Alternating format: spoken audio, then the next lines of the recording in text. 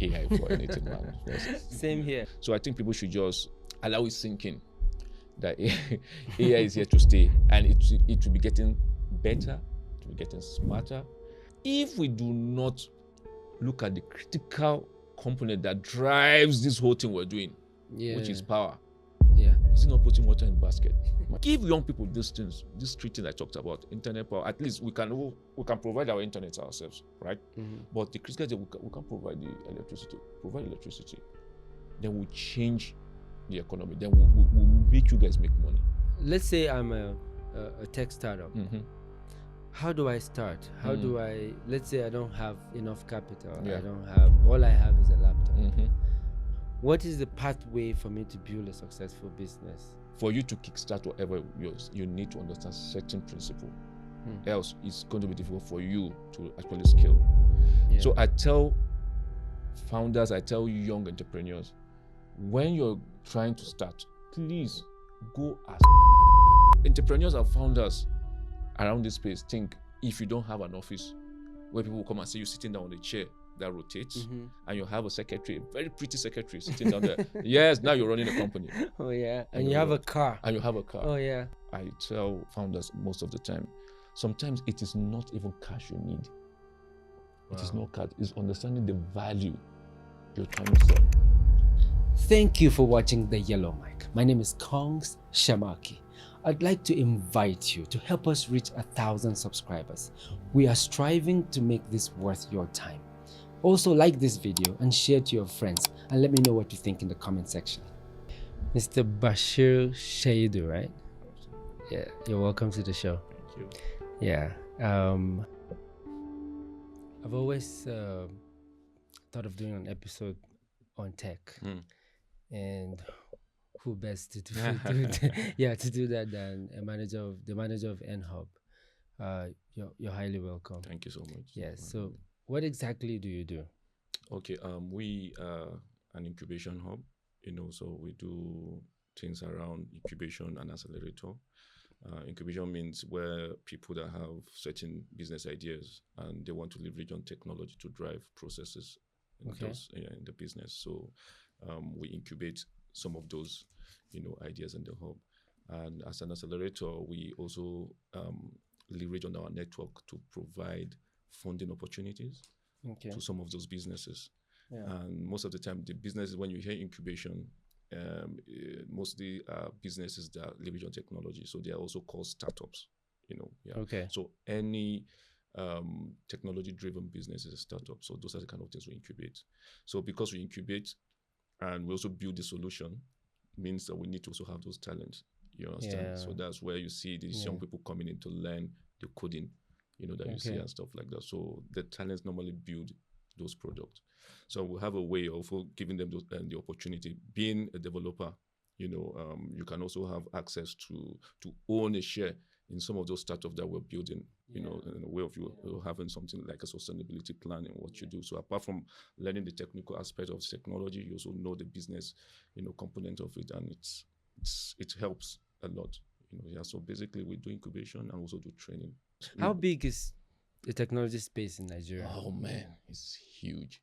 There's a whole lot of opportunity, and the beauty is that we are still scratching the surface here in Nigeria. You understand? Because the space is that deep. It's like it's a huge ocean. Lots and lots of opportunity. New things keep springing up every blessed day. And I know if you talk about AI. 5 years ago, you'd be like, "What's AI?" What's AI? What's AI? And now everybody's using ChatGPT. ChatGPT, prompt, technology, and all those, stuff like that. So the opportunities are there. It just depends on what you want to really do with the skills, you're acquiring, and just a whole lot of opportunity for young people. That's one area I'm really, really passionate about. I keep telling people, if you want to be financially free, you want to be able to take care of yourself and be self-dependent, you need to begin to leverage on the digital skills. Go there, feel free. There's no age limit to it. Just have the passion, get a laptop, have friends that are in that space, and just get inspired. I can assure you, in the next 4 or 5 months, you'll be surprised some of the things you'll be able to do.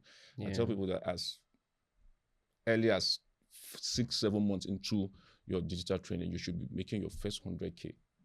So I'm serious. You can remember your first 100K if you're really serious about it. So there's a whole lot of opportunity. And this is regardless of what you do in the tech space. And you know what? You know the beauty about the tech space. It doesn't matter what you study.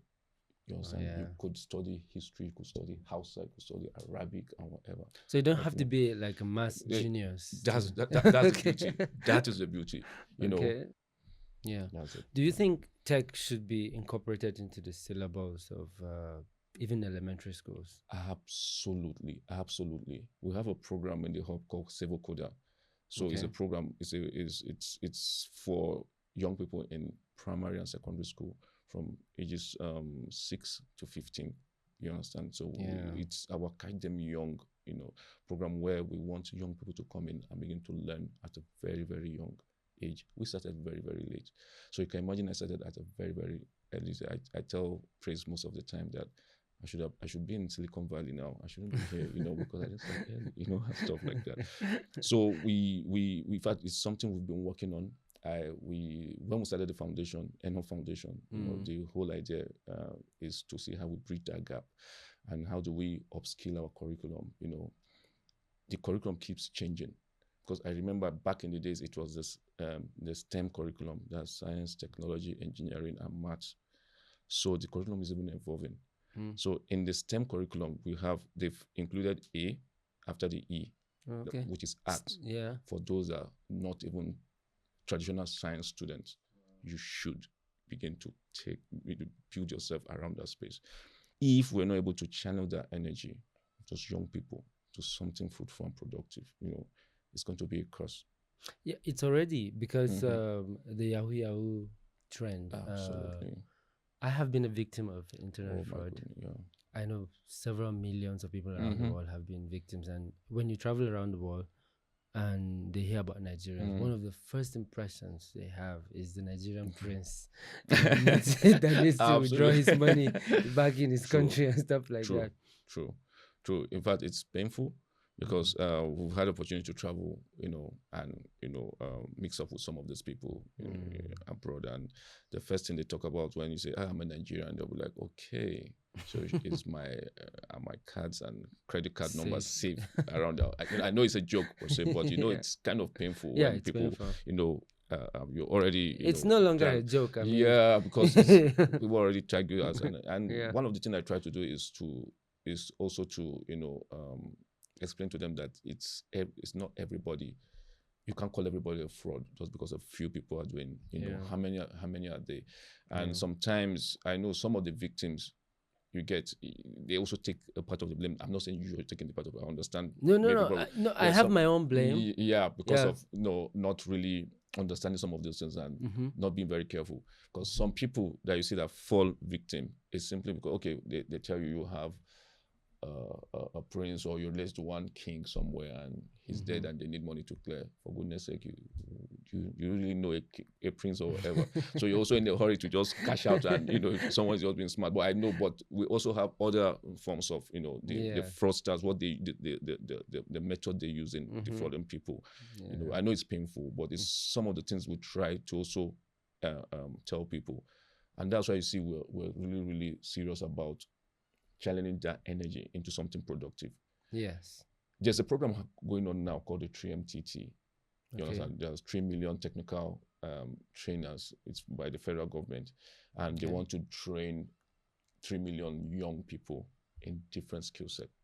Oh, wow. Beautiful initiative. I love it. But my little fear is if we're not able to create opportunities where these guys can actually key in and use those skills to do good things around their communities and whatever. It's just like you're giving a policeman gun without giving him any salary. You understand?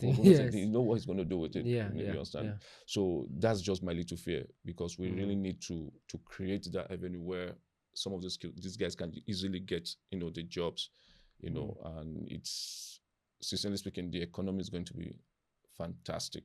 It's going to be fantastic, because when you have people that are self-reliant and they get paid in foreign currencies, and and there's a kind of a protection by the government through policies, dude, there's a whole lot of money is going to be coming, and they will be spending them. Imagine you have like 50 well-grounded developers here in Jos, and they work remotely with 2 or 3 companies abroad, and they've been paid in US dollars. Where do they spend the money? In the local economy, for goodness sake, yes. And they're getting paid for it. They spend the money. So when they spend the money, the woman selling kose and the guy selling sugarcane gets to benefit. People don't know the ripple effect of things like that. So it stimulates the local economy, and you see people are able to spend a whole lot of money. So imagine you have a lot of young people engage in activities like this. It will really, so it boils down to how the method, how do we begin to build those capacities.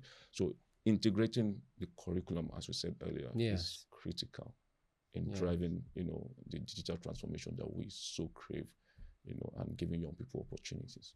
I'd like to talk about tech in agriculture. It sounds very ambiguous, especially for a third world country or a developing country. How does it work? Like, is it something that a local farmer in the village can benefit? Absolutely. In fact, I'm happy you talked about that. I also have a HND in agribusiness management. Oh, wow. It's like you have gone. Yeah, absolutely. And my mom is she's an agri teacher.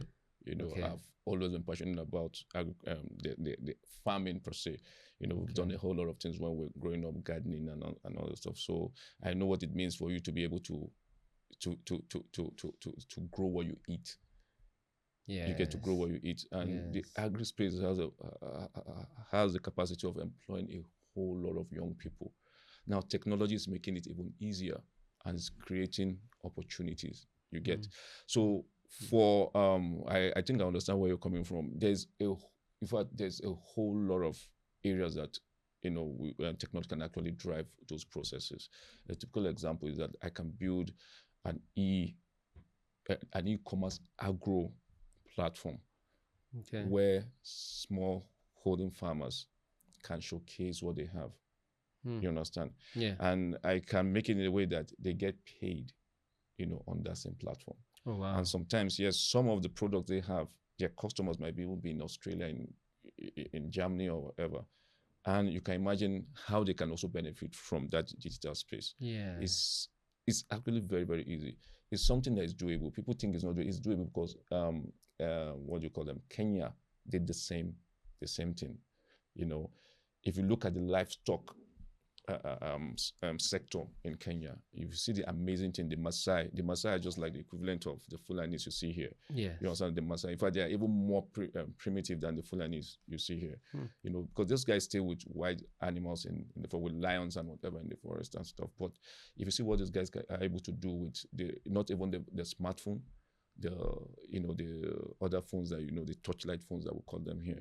If you see what they can can engage the veterinary doctors with that smartphone. They can get drugs, and they can also get government incentives from using those those platforms. And it's all about training the people. You understand? We have extension workers, and just do the training. And why is critical for them to begin to use on technology? Because the world is becoming a global village. So I can be in VOM, and my customers are in Australia, and simply because of technology. Technology is actually a barrier breaker. So it connects everybody together. So it's easy for you to just, hey, oh, I do strawberry. Okay, can you when you harvest, can you just do a small packaging of that strawberry, take a picture of it, even with your phone, and upload it on that e-commerce platform for agro products? You'll be surprised the people that's going to be patronizing you. People need your services. So if you don't showcase what you have, it's going to be a problem. So it's a marketplace, So you can build a platform like that. So that's just for one commodity. So I can have that for my yam, I can have it for my rice, I can have it for my strawberry, my pineapples, my just name it, and technology drives it. So you don't even need to pay more in advertisements and whatever, right? Yeah. I get a data of 1,005. I can do whatever I want to do. YouTube is taking over from the traditional televisions. I know you understand some of those things. So technology is driving some of those things. So it's easy for entrepreneurs. It's easy for startup founders. You understand? Especially when we do the incubation program, that's some of the things we talk about. So when we incubate small businesses like this, small holding farmers, we're going to show them some of the opportunities, some of the tools they can use to drive whatever they're doing in their businesses. So it's absolutely very possible. Yeah. And there's a lot of funding entering the agro space right now, and the government is trying to see how they can open up that space so that young people can actually engage.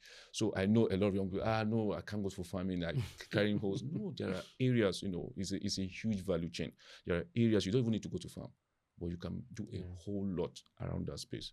In fact, I can take one product, and if you check the value chain, you'll be like, wow, and everybody's making money on that chain. Apart from the farming, you have different guys at different levels making money from that farmer. And they're not farmers. You know what I'm saying? Absolutely. So these are some of the things that I think the government is trying to do so that we begin to engage, young people, but they leverage on that too, which is called technology, to drive whatever. Yeah. How does this technology enhance food security? Because I know this is one of the biggest challenges. Yeah. Part of why we fall sick a lot is because of what we consume. Absolutely. I know, like in Africa, mostly we consume a lot of organic food, not so much of genetically modified. Yeah, but GMOs.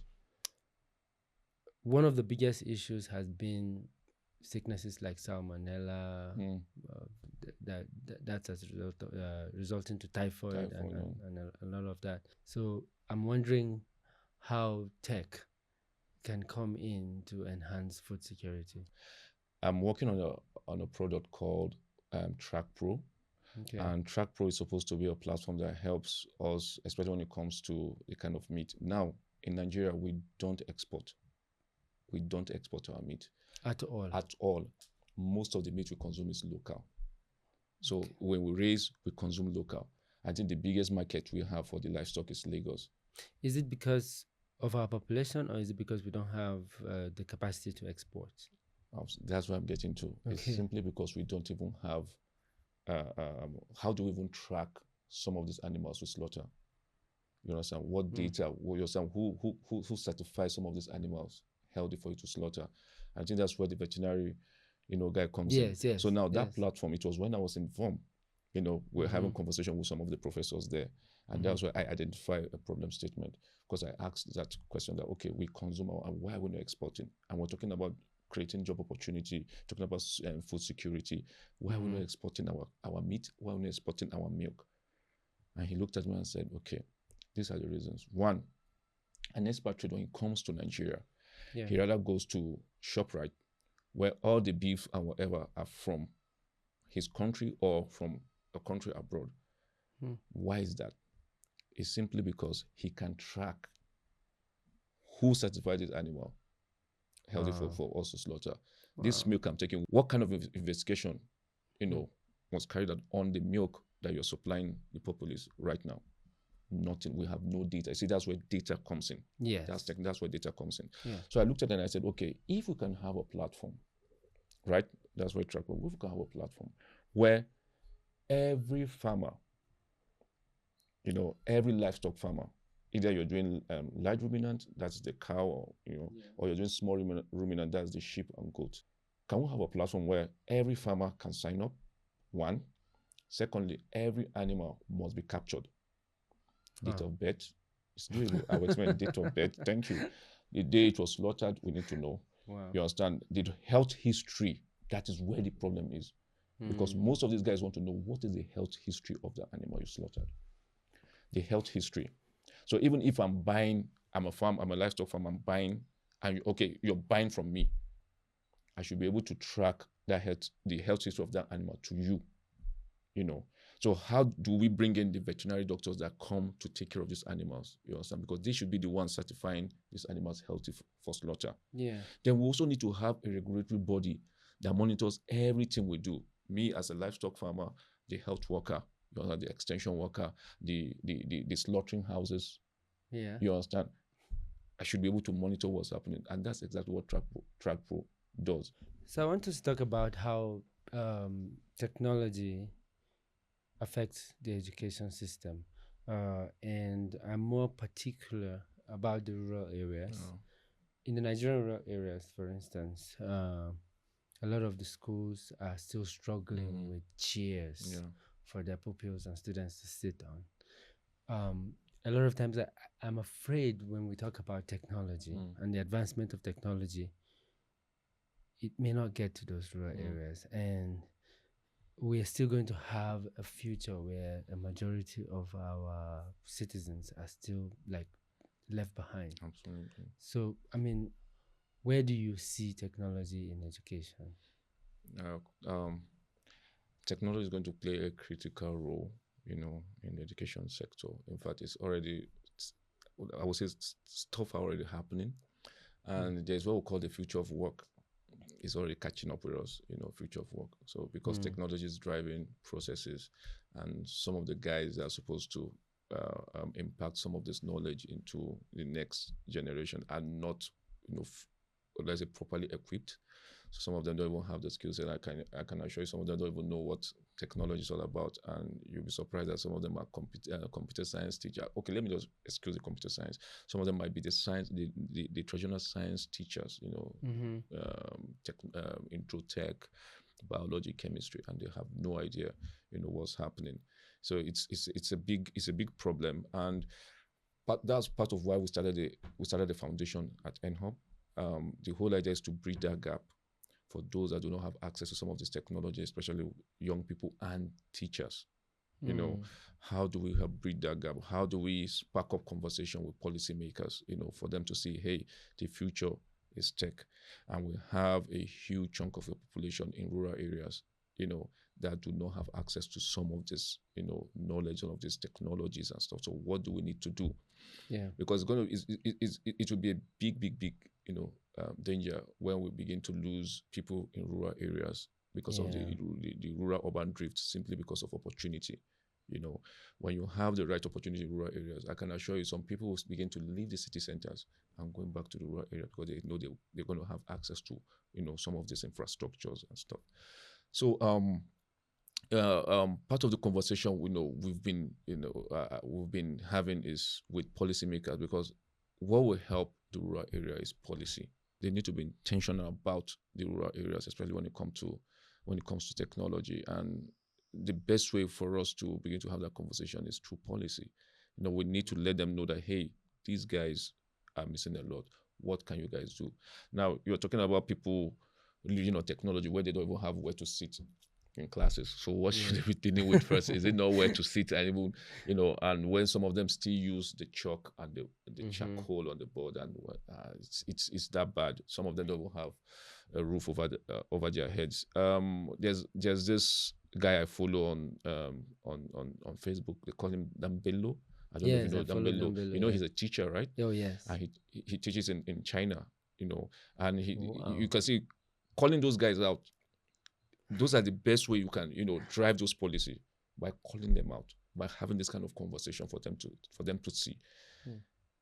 He talks about, hey, you are paying Hajj, for people to travel abroad to Saudi Arabia for pilgrimage and whatever, and you can't even talk about even having the right books, textbooks for these young people in rural areas. What are you really doing? Don't you think you should invest more in education than you're investing in building mosques all over the place? I'm just looking at from the context. I'm a Muslim, so I understand some of these things. So why are you not looking at building, building schools, equipping them with the right tools for these guys to be able to, acquire some of this knowledge? Then have capacity building courses for teachers, for them to begin to learn on these emerging technologies to teach these young people. So we need to begin to have this conversation, and the best way for us to do it is to call them out on platforms like this, and especially to amplify what Dambello is doing. Yeah, it's just, hey, look at this. This is what we need to do. These are no rocket science. In fact, he talked about curriculum in one of his, videos that I watched, and I was like, wow, I was wowed, how these guys are doing it in China. And I will see kids in grade 2 or ever already working on IoT models already that I can't even do. Yeah. It's crazy. And these are just tools, gadgets. How much does it cost you to do that? It's nothing. And at the end of the day, the impact of these things is going, you're going to enjoy it. You understand? It's going to, in fact, in fact, what I tell people is that this guy should even come up with something and name it. They should use their name to name it, so that for generation to come, say, okay, so and so, when I was a commissioner, I did this and that. Well, I want this project to be named me, so that people don't forget me. I don't have a problem. You understand? I don't have a problem with that. Yeah. Let's do that, right? So that these people can get access to this. If that's what's going to,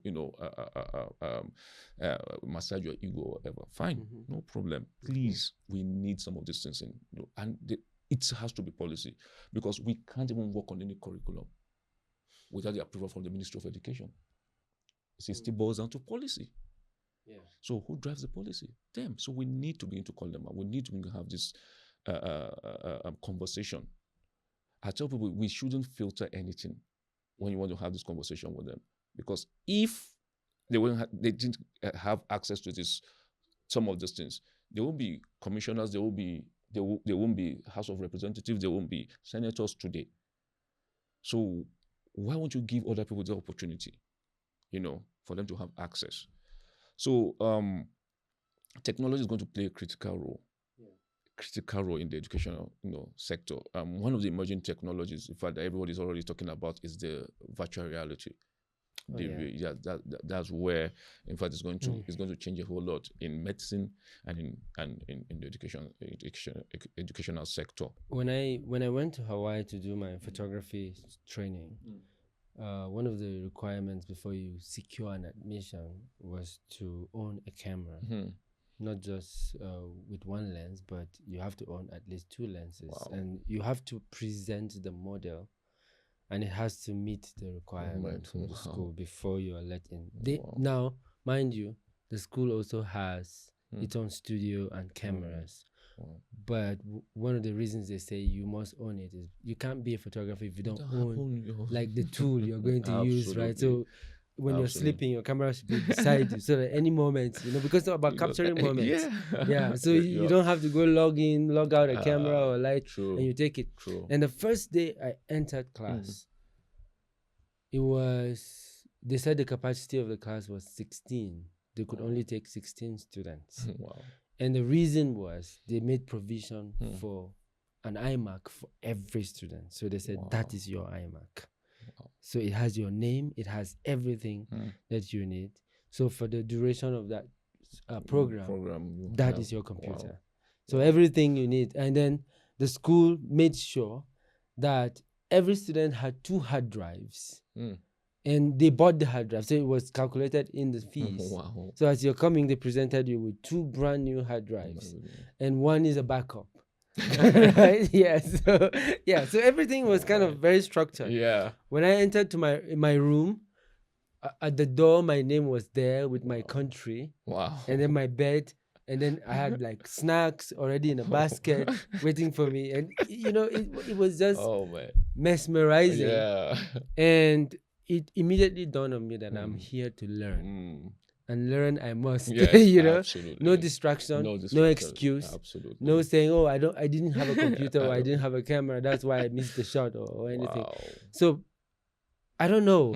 Would it be any good if, I know you mentioned a lot about Ministry of Education. I feel that is one of the most laid back ministries, because I taught computer for 2 years in secondary school.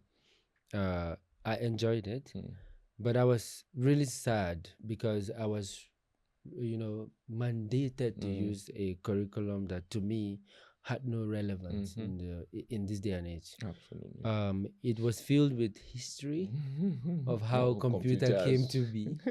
It was filled with theory of machine language. Oh my goodness. And little time for practical. So you can imagine in a week, I barely have 2 hours to practice with my students.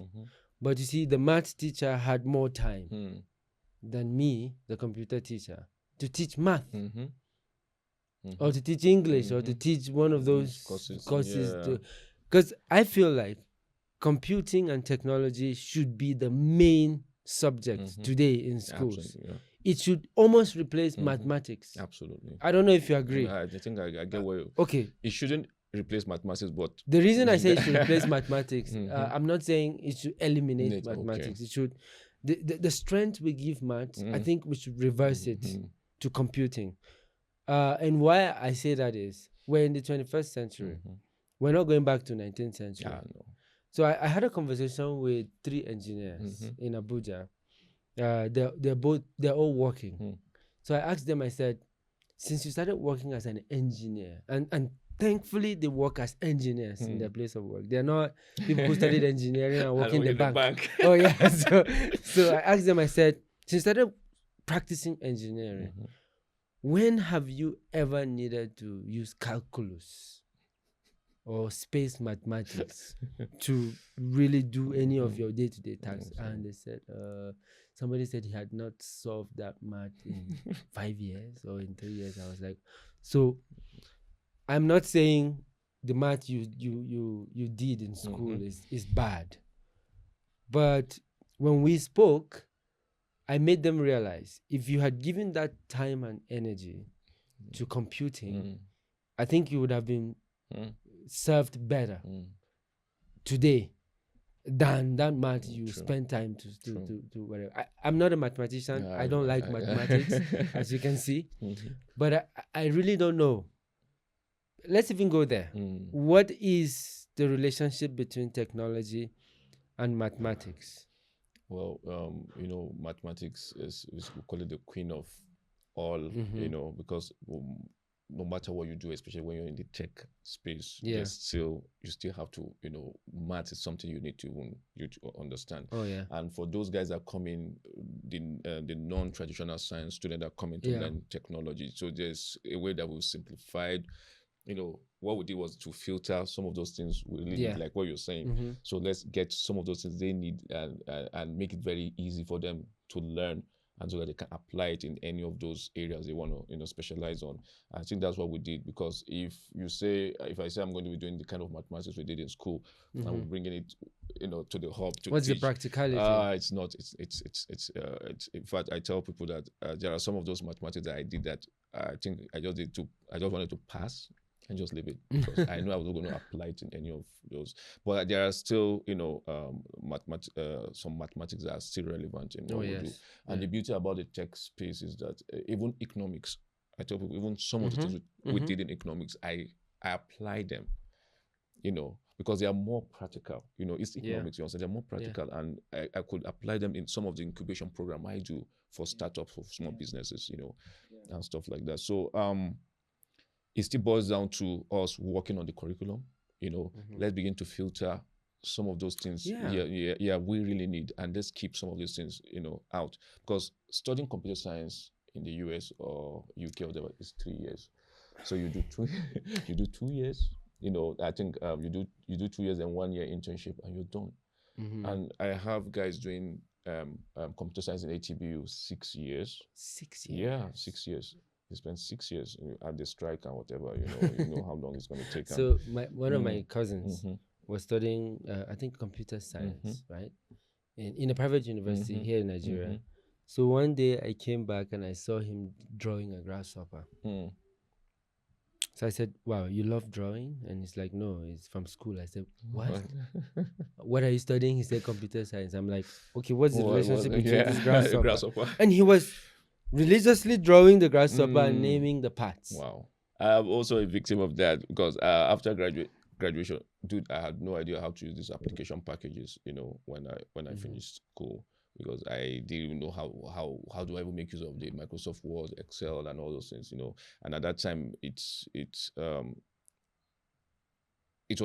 I was ashamed of myself. I was kind of ashamed of myself, because I can't even use Microsoft Word. And these are things I'm supposed to, know how to use. And we're not doing any course around application packages. You get, we're doing more of, even doing the CS courses we're doing, it was on the board. We're not really doing practical. We're running codes on the board. It's crazy. So what I did was that in university. So what we did was that we normally have the coding classes, but dude, as you said, we spend more time doing mathematics, solving mathematics, than even doing the practical component of what we're supposed to be studying. You get. So it was when we graduated, and we started finding ourselves, and I was like, no, I need to learn this. And I went to YouTube And that's why I started, understand how to use Microsoft, words. And before I knew it, I started making use of it, Microsoft Word, Excel, and all those things. I know how to, I practically know how to use them now. So what I tell undergraduates is that, see, some of these things they don't teach you in school. But these are some of the things you need to begin to. And you don't have to wait. You don't have to wait. You need to begin to learn these things, because these are the tools you use every day. The Microsoft Word, PowerPoint, and stuff like that. So you need to learn these things. Forget this technical whatever, you will learn them, but learn these basics first. Because when you get a remote job and you're working, and you need to do some presentation, and you're supposed to use a PowerPoint presentation, and you don't know how to use a PowerPoint presentation, do you think the company will be like, okay, and they will be like, this is serious? So you don't know how to use these application packages, it's crazy. You understand? So we need to really filter. We need to filter. So working on it still boils down to the curriculum, So the beauty about what hubs do is that we are not tied to any curriculum. So we do more of experiential learning. So we look at, these are the tools we use. These are what we need to do with it. And we're doing, and it's giving us result. So that's what we put into our own curriculum. So it's tailored so that in less than 3 months, or in 3 months, you're able to learn how to code. And you have somebody spending 4 years in university, doesn't even know how to write a single line of code. And you, in less than 3 months, you're learning. Is simply because we're using a different, approach. And we realize that we rather use, as I said earlier, the experiential learning methodology, where it is based on what I've used, then I transfer that knowledge to you. You also learn how to do that. And it's simple, and it reduces that time. Because how can someone study the same computer science I studied for 4 years with Strike and whatever, and it's doing it for 3 years, and you're doing 6 years doing the same course? It doesn't really make sense. So we need to really filter, for us to really get it. You know what I feel? I think our institutions, our educational institutions, especially the higher institutions, when they want to introduce a technology course, for instance, they just look at, okay, how many departments do we have in this? Okay, we take a general course. Okay, they will do social, civic education. These guys will do humanities. Absolutely. They will now do maths. They will now do a computer. They will now do this. So when they put these things together, they will even bring biology into it. When they put it together, they will now say, okay, we now have a new department called ICT. I don't know if I think you instead of reinventing the department and bringing absolutely right experts, right? Absolutely right. Because you can imagine doing computer science and you're doing a whole lot of statistics, you're doing mathematics, you're doing physics.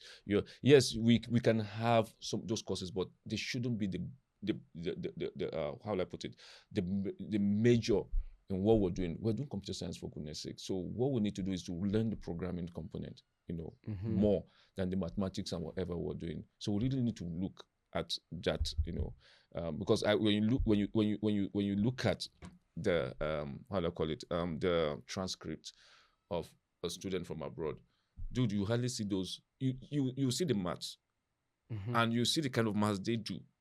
It's different from the maths we do.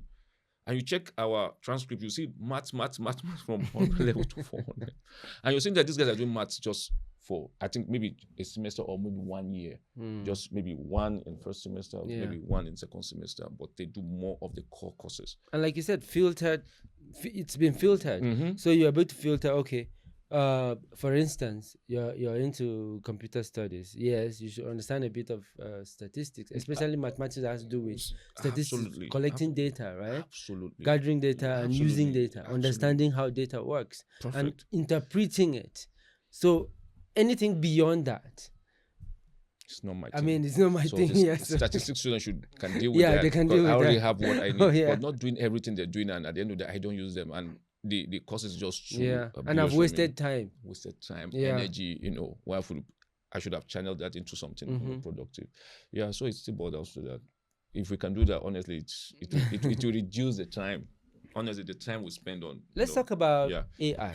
I know you mentioned AI earlier, but let's talk about AI in its true sense. I use AI a lot. Today I used AI. Absolutely. When you were coming, I was asking AI, what kind of questions should I ask you? I'm not a tech person, but I love tech. And Is it a threat to education? Mm. In fact, there's a lot of conversation around, because people are already, countries are already looking at regulating AI because they see that it's taking, it's doing a whole lot. Some people think it's good because it makes the work easier, faster, because the world is actually moving fast. So why shouldn't we also move fast with, we should also move fast with the world? For me, it's simply because people don't really understand. AI is here to stay. Yes. Either we like it or not. And there's a way that we're still going to have that handshake, where AI is not going to do everything. The AI still needs, the natural, people to also put one or two things together. Yes. For goodness sake, because the AI we talk about is just models that people came up with, developed, and we are the one that is feeding that database with the information and whatever that you see us getting, the results you see us getting. We built the model, and everybody keeps feeding the model with with data and stuff, and it's the same data you come and you ask, and I give that back to you, and stuff. It's just that it's making, to me, it makes the job easier, faster, and I don't think it's people are saying we still use, for goodness sake, you have to ask the right questions. You even have to know how to use some of this, the AI, and stuff. Yes, for you to be able to get what prompts you. Yes, for you to be able to get the information you need. So I think people should just begin to just allow it sink in that AI is here to stay, and it will be getting better, to be getting smarter. And I could remember what my mom used to say back in the days when, if you remember, Terminator. Yes. In the 80s, my mom said it's not possible that, my mom's actually a Christian, and said this is evil, that you guys go and watch, you guys need to go and watch Sound of Music. What are you watching? You get, because she can't believe that machine is going to take over the world. That was in the 80s. Wow. What's happening now? Yeah. What's happening now? You understand? I mean, there are restaurants that it's machines that cook there and serve. In Dubai, they're trying to see that the police don't, they're going to put robots everywhere. You understand? Yeah, they're going to put robots everywhere. So it reduces the work humans do. That they believe that you keeping a human somewhere standing, that's, it's a difficult job. So they should be in the offices, and so they will be putting machines, everywhere for, if you want to ask for assistance or whatever. And if you see what Elon Musk is even trying to do now, bring, you have robots that will take care of your house. And so I think I was having a conversation with my mom, and I told her, remember when we were watching, and I loved Terminator back in the days, because I was so intrigued with all those the machines and stuff. And if you remember the Matrix, when we were talking about the Matrix, how people enter how people enter the machines and do this and stuff. For goodness, I will not see in the virtual reality. Are people not having their avatars in a virtual machine, and I can be with you, and you're in the state of have conversations and stuff? That's the Matrix. That's what we call it. What Facebook is doing now, the metaverse, and so on. Absolutely, that's the metaverse. So it's crazy what's happening now. And so we should just embrace AI.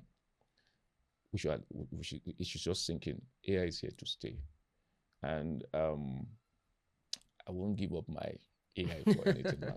Same here. I believe that the future of education is critical thinking and problem solving. Absolutely. And any institution or any teacher that has not thought of incorporating that into their curriculum, I think they're wasting their time. Absolutely.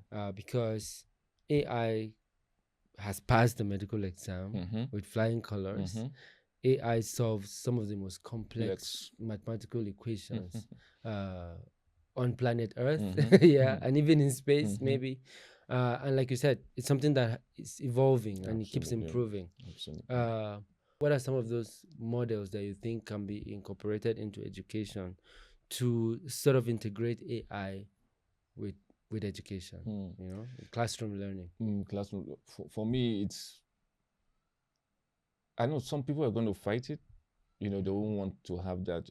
I know some of the lecturers, imagine when you're having AI, integrating that model into the curriculum and into how we teach, a lot of people are going to be losing their jobs. You understand? So as I said, the future of work has already catch up with those guys in the educational space. If you do not upskill, it's going to aid. Honestly, it's going to aid a lot in what we do. It's going to shorten the time we spend in school, and it will get to a stage that we don't even need to have like a physical school to learn. So every school will be virtual. You have conversation with your lecturers. He's also at home taking his class. He doesn't need to drive down there, and stuff like that. And some of those hazards that we see that happens most of the time, maybe during your chemistry titration, whatever, And or I assume some of the lecturers will be AI themselves. absolutely. Okay. Because now you get, because with what's happening now, I can just go on the virtual whatever, have my avatar, do a 3D model of wherever. We can have a 3D model of the space, and I and you can have this same conversation, but I'll be at home and you'll be here, Yeah. and we'll have the same experience. So you can imagine having those technology integrated into the educational space, and AI is powering all of this. A lot of people will be happy. That's why you see most people are going to fight it. People will say, we're going to lose jobs. Absolutely, we're going to be losing jobs. So even they like it or not, it's going to happen. You get. So the earlier it sinks in, the better for us. So to me, I would love to see. I would like to see a time where I can get whatever and do whatever I want to do without even leaving my house. Wow. So somebody was saying, how about interaction and stuff? It's very, very is it healthy for us to have that interaction as humans? Else it's going to be I was like, it's not going to be like that, because even on the in that space we can exercise, we can do whatever we want to do, and it's going to be safer for us. I don't need to drive my car and I get hit by someone and stuff like it's crazy stuff. People keep coming up with all sorts of excuses, but to me, we'll still find that balance. Where AI will come, we integrate, and it serves everybody. It serves humanity. What are some of those challenges as a tech savvy person or somebody who manages a tech hub? Yeah. What are some of those challenges you face in Nigeria? Most times when I speak with government people, I'll tell them, give young people three things: power, Wow. internet, and infrastructure. I will change this. Will change this country. Wow. That's what I tell them. Power is in electricity. Power, that's in electricity, internet, access to internet, and the structure where they can go sit and give life to those ideas they have, and we'll change this country. As simple as that. Running a hub has not been easy, especially when you're in an emerging ecosystem like first the north and also in Plateau State. Yeah.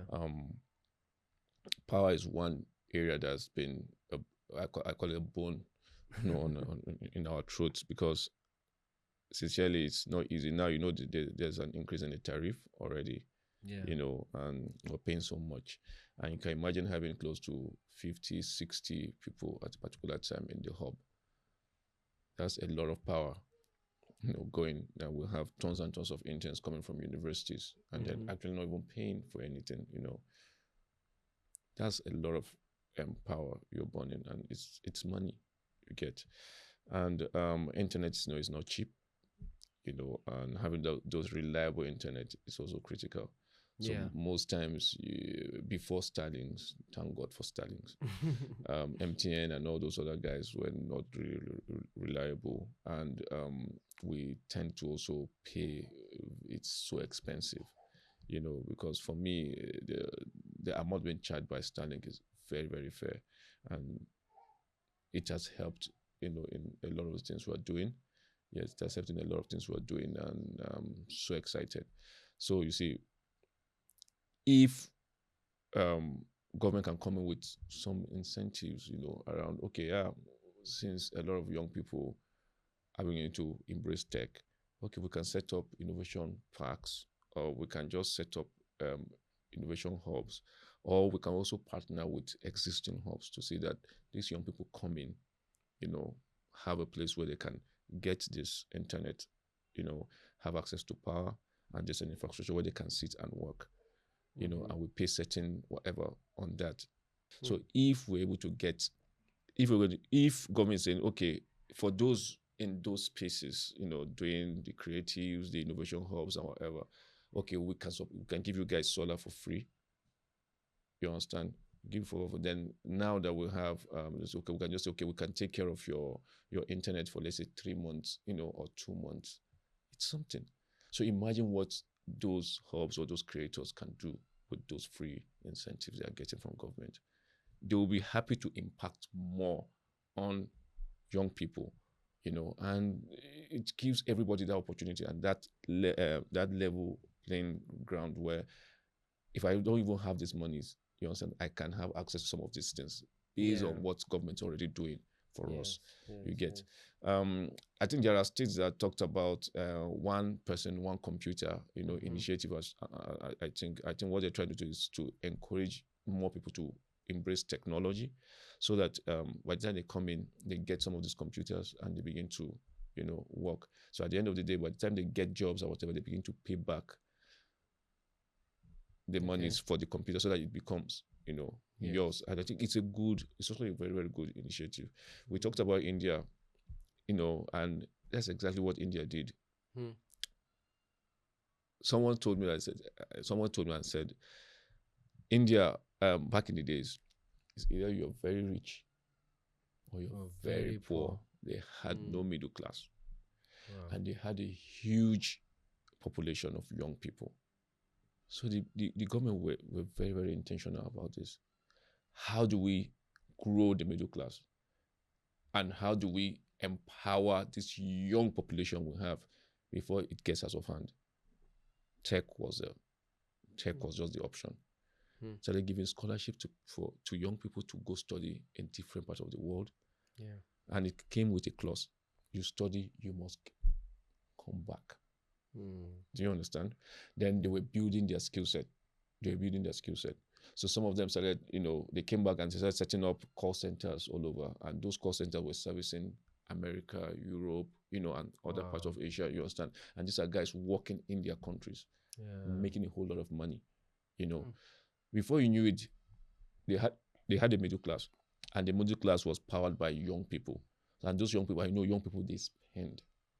You understand? I'm having the money, so I can go get myself some fine designer shirts.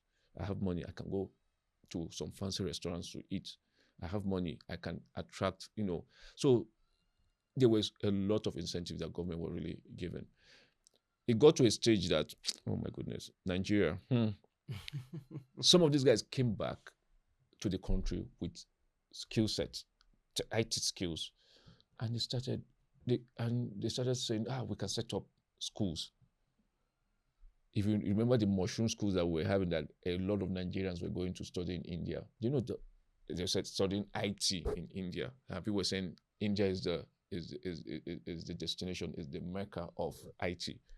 And a lot of us didn't even think, where are these universities? For example, when you say someone is coming to study in university here in Nigeria, for goodness sake, when I Google, I see the university.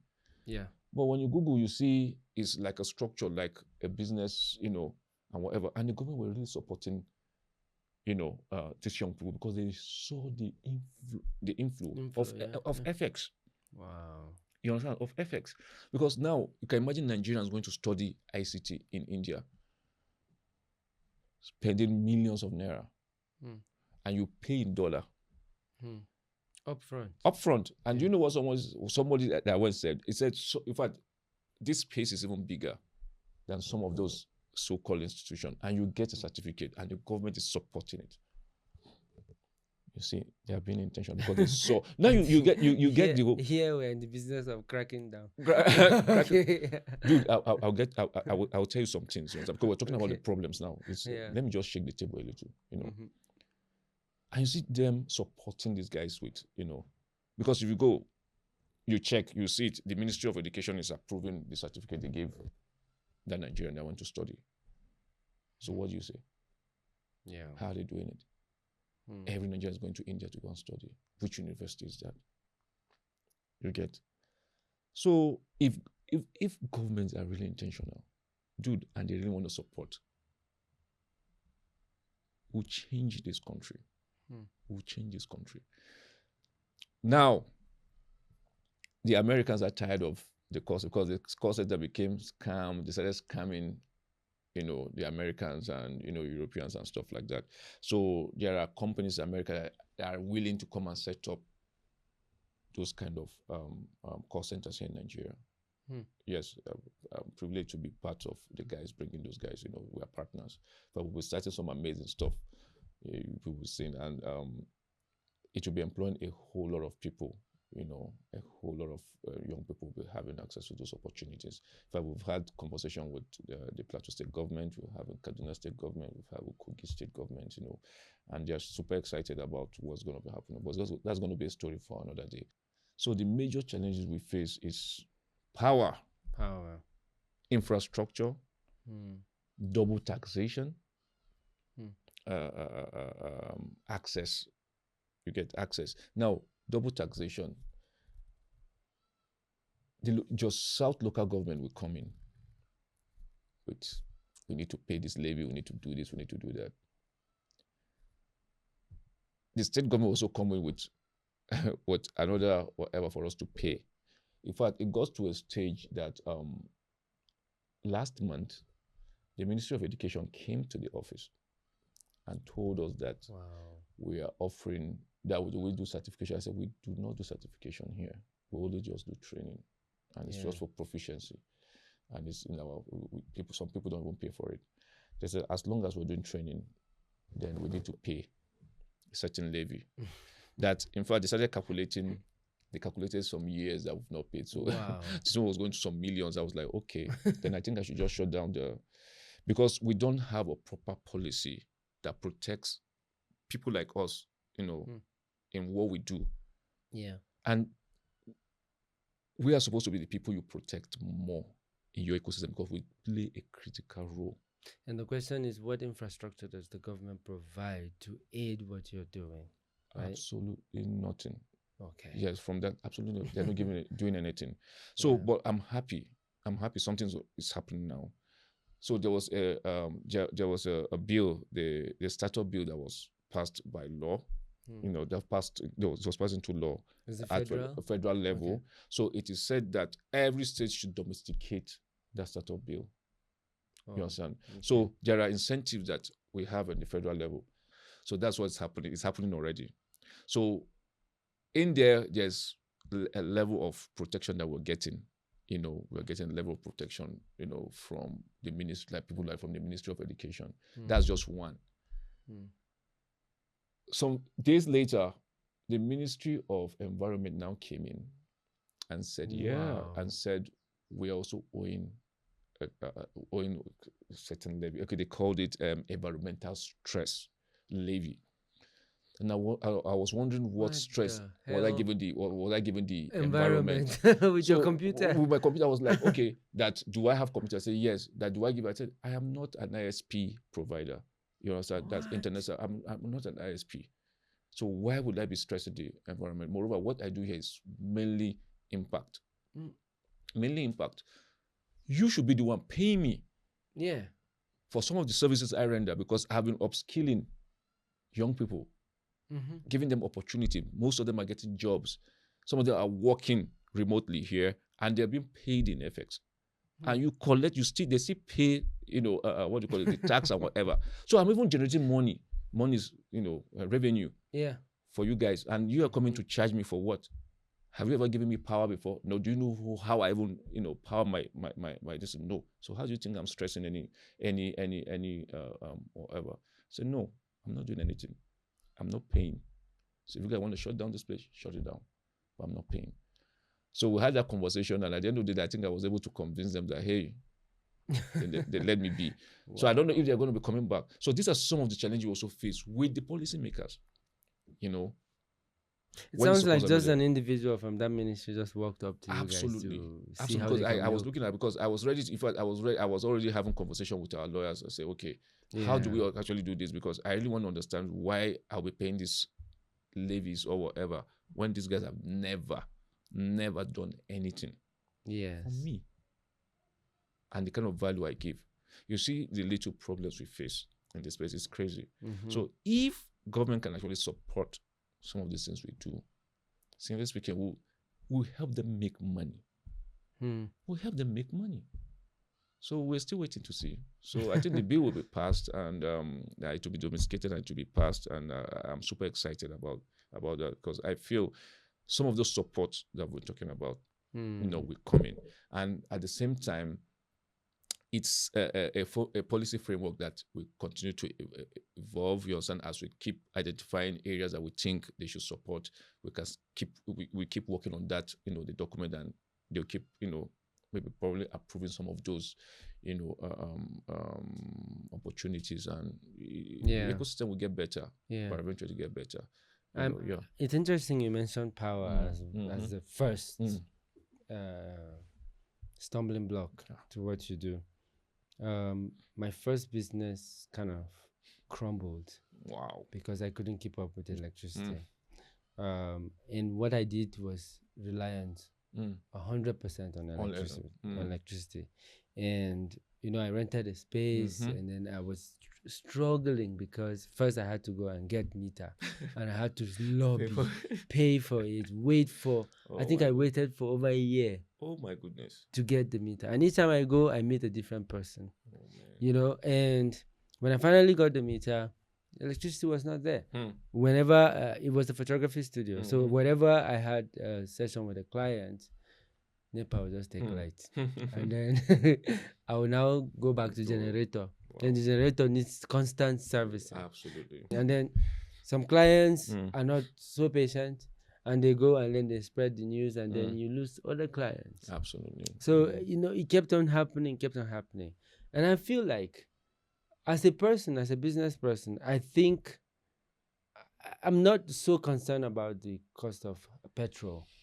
And people fighting that subsidy needs to be. I don't care if subsidy is taken out or is there.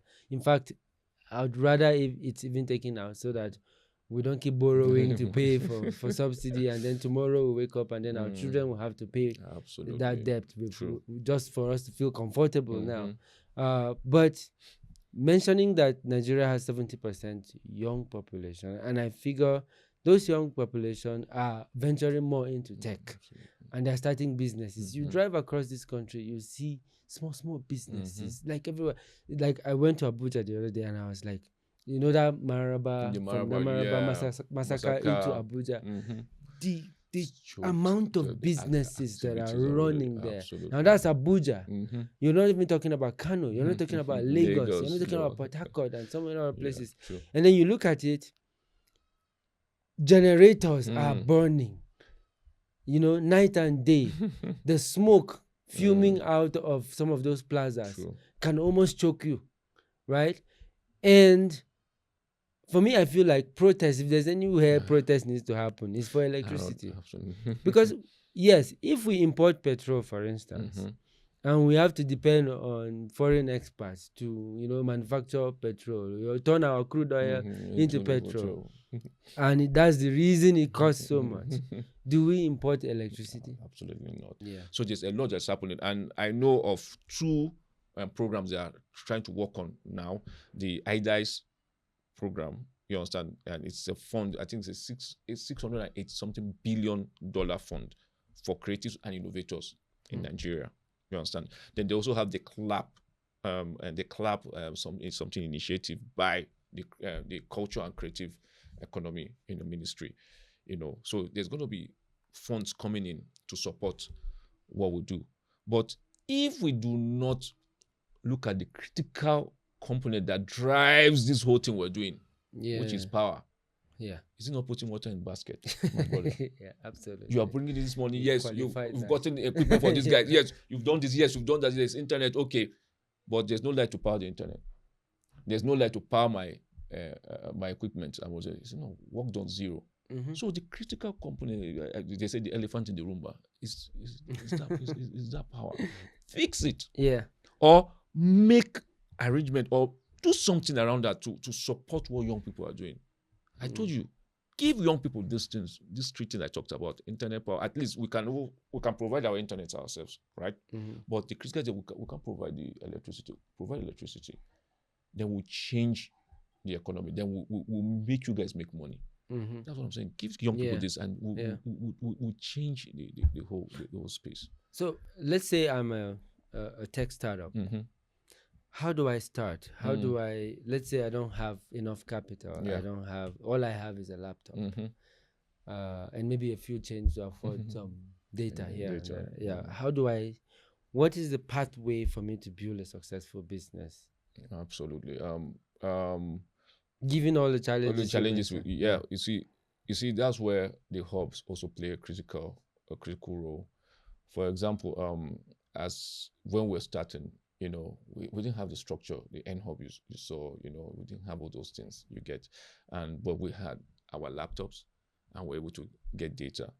So what we did was that we started working together as a team. Hey, how can we just get access to this client and say, hey, we can build this website, even if it's for 50K. We'll build. We're saving small money. You understand? Yeah, we'll get, you should dream big, but start very, very small. And you need to be very, very strategic about what you do. Understanding business model is critical. Some of us, we started, and we're so lucky, we started and we were just in try and error and we got it. But things are changing now. You get, for you to kickstart whatever you need to understand certain principle. Else, it's going to be difficult for you to actually scale. So I tell founders, I tell young entrepreneurs, when you're trying to start, please go as lean as possible. So you should adapt the lean methodology. There's a lean canvas. I love those courses. I take some of those courses, you understand? So I teach entrepreneurs when they're about to start. Use the lean canvas. If you have a space in your house, that should be your first office. Don't worry about, you understand? That should be your first office. The money you have, use it to set a small place there. It should be your office. Most people in advanced countries, their offices are in their houses. You might be having a meeting with someone. You see him with his suit, the tie, and whatever. You see the awards behind. You think this guy is in like maybe he's paying rent somewhere, $15,000 or whatever. Yeah, he's in his room. Wow. He might be sitting talking to you. Maybe he's putting on his boxers, but you're not seeing his boxers. But you're having the meeting. Yes, you understand? He's in his house. So they understand that method of starting really, really small. But you think big, but you start really, really small.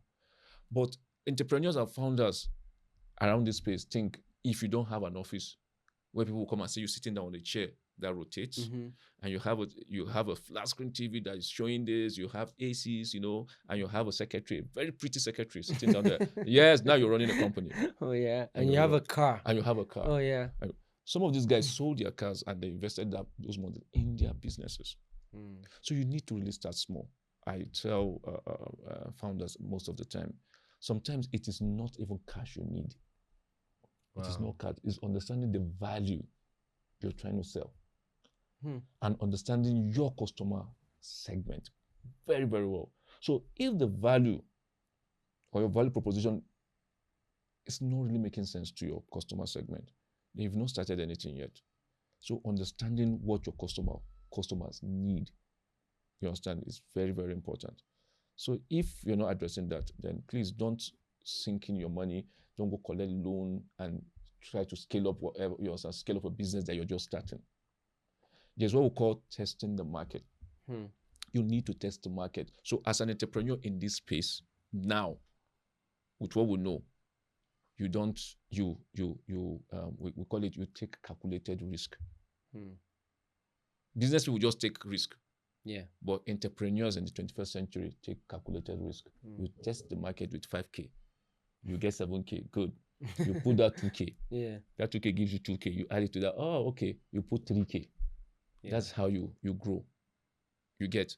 So you get to a stage, it comes in natural.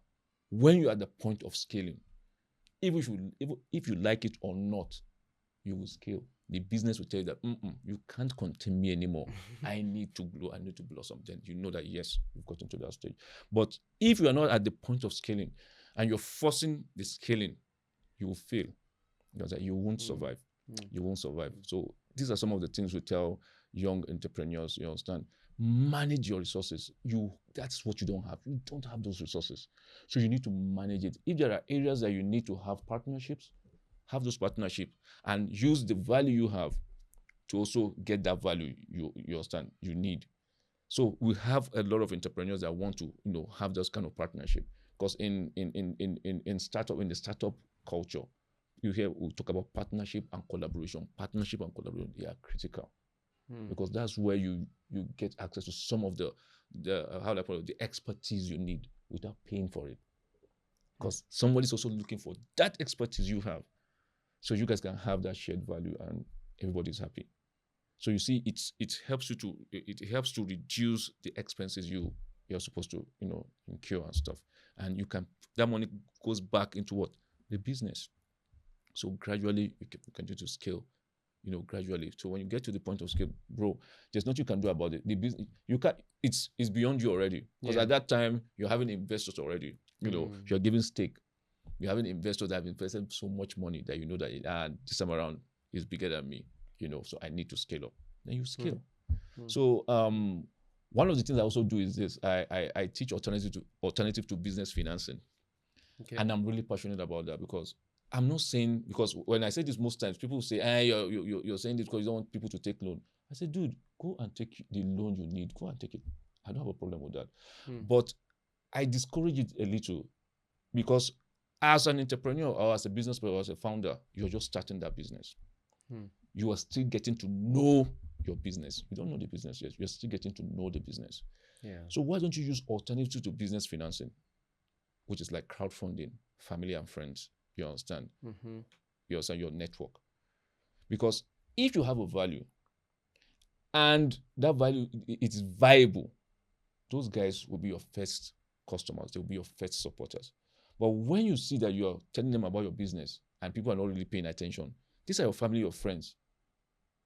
For goodness sake, those are the people that can tell you the truth. Not a customer that you don't even know. So when those people are telling that, hey, this is not going to scale, you should just agree. Go back to the drawing board. Look at your business model. You understand? And look at areas that you can make changes. You understand? That's one thing with business. So if as an entrepreneur you're not ready for growth, you're not ready to learn, you understand, and you're afraid of failing, you're not an entrepreneur. So be ready to fail at any time. So that's why I said you should take that calculated risk, so that even when you fail, it's just getting it right the next time. That's just it. So you have to enter that field as someone that's really smart. You don't just jump into it because everybody's doing it. Chinedu is doing it and he puts 10 million, then you run and put 10 million. Chinedu will scale, you will be there. Because you don't know some of the things he knows. You don't know how long it took him to get to that stage. So these are some of the things entrepreneurs need to really understand. So please think big, but start very small and start lean. Thank you. So what are some of those careers, like individual careers that one can pursue in tech? Man, it's broad right now for this with AI coming in, and we're hearing Web3. Now we have Web3 guys making a whole lot of money, and stuff. So this is an area where a lot of people are also diving into. I think AI is one space that people are really rushing into. Data science, data analysis, VR, AR. These are the emerging, virtual reality, augmented reality. In fact, there's mixed reality right now.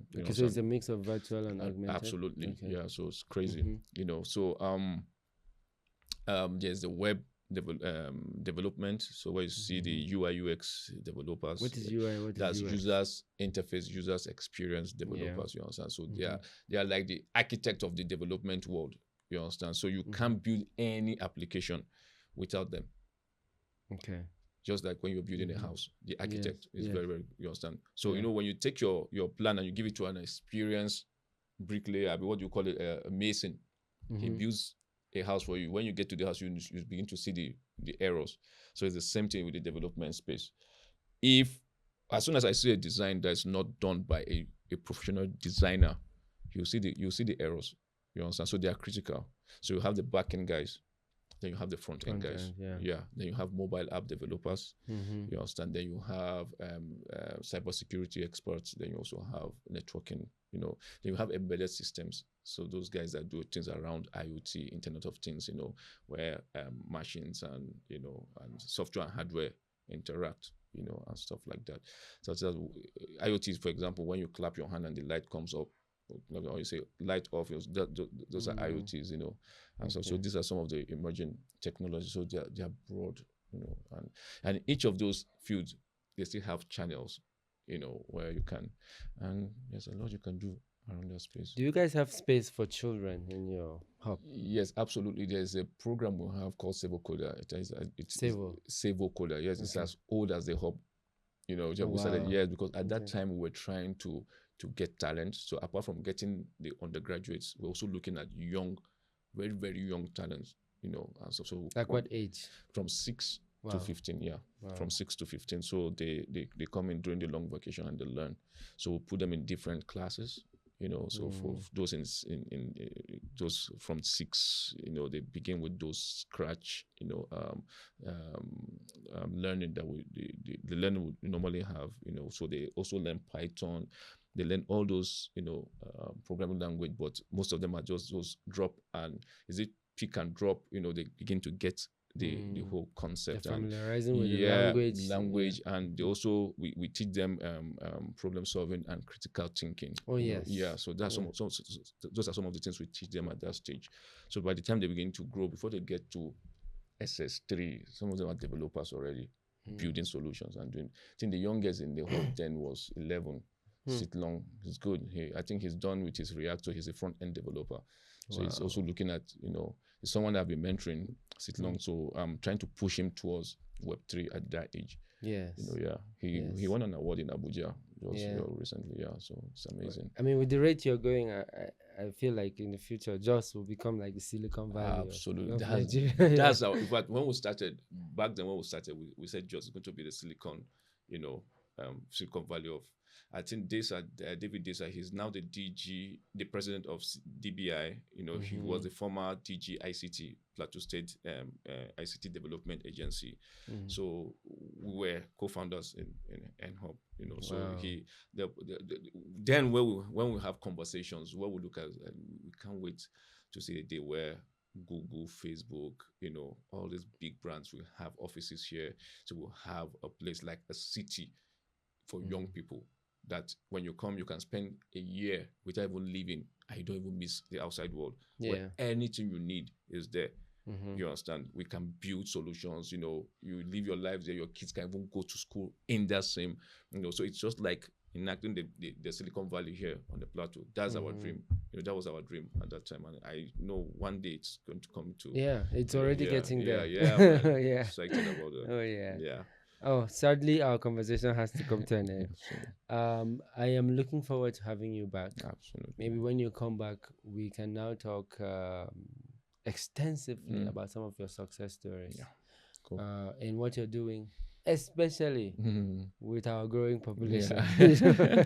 Yes. I would love to. Thank you so much for availing yourself to speak today. Thank you so much. And it has been a very, very, very interesting conversation. And I'm hoping that those who are watching will get. I won't be shocked if somebody says this particular episode inspired him or her to get into tech, and then nice. And become somebody that changes the face of industries around the world. Absolutely. Thank you. Thank you so much. And I know that tech can be used to curb corruption. Absolutely. Yes. Right. And I'm sure you guys have considered something absolutely like that. a lot. So we are in support of digitizing probably everything we do, especially in government, governance, whatever. Yes. So from spending to how would I put it, to the budget, to whatever we're trying to do. In fact, even to the electioneering, whatever. Oh yeah. Understand? So we can come up with solutions, that people can vote. Yeah, you can only vote, and your vote could count just once. It's doable. It's doable. So it's just for the policymakers to really want to do it, because I believe when government says, "Hey, we want to do it," dude, we have the best brain in the country, dude. We can sit and come up with these solutions. We can sit and come up with the solution. You don't need to import any of these things. We'll have the talents, we'll have the people that can do this, and we'll have the best, for the country. But everything still depends on the policymakers, I call it our fathers. Maybe we need the new department in the US now, the Department of Government Efficiency. Maybe we need something like that. Now, yeah. Maybe we need something like Absolutely. that in Nigeria. I think it's long overdue. I think I think people don't really understand that even America is not even a perfect democracy. They also have because all of them have been complaining about do you want to say you rigged, I didn't rig, and stuff like that. And you're talking about that's a democracy that's over 200 years old. Yeah. And we're talking about this just 50-something years old democracy. So these are things that we really need to face, but we can learn from those guys and fast track some of these things. It's easy for us to just imply, hey, if they're having this issue and they're even coming up with this kind of, to curb some of the things they feel is happening in their own election, whatever, we should do the same thing for ourselves in Nigeria, and have our own. These are some of the things. So technology can actually, cut some of these courses and, and put us on the right track. But people are afraid. People are really afraid. The policemen, they are really afraid. Dude, they should. Yeah. They may be afraid now, but it's coming. It's going to happen. Yes. I think it's delayed. Yeah. But it can't stop. It cannot be denied. Yeah, it can't be denied. Yeah. It's just delayed. Yeah. And you see, the beauty about technology is that when you move money that are not yours, or you take money from the government or you take money from the people, you leave that digital print. Oh, yes. So it's easy for me to track. So no matter where I track you. So that's why you see most of these guys like carrying the Ghana Must Goes around because they feel that's where you can. But with technology, and you say, yes, we are really, we're going to go full into tech, then we'll block all these, leakages and, these loopholes that we have and stuff. Yeah. So we'll get there. Thank you so much. Thanks for having me. It's a great conversation, man. Yeah, thank you. Great conversation. Thank you so much. Thank you for watching The Yellow Mic. My name is Kongs Shamaki. I'd like to invite you to help us reach 1,000 subscribers. We are striving to make this worth your time. Also, like this video and share to your friends and let me know what you think in the comment section.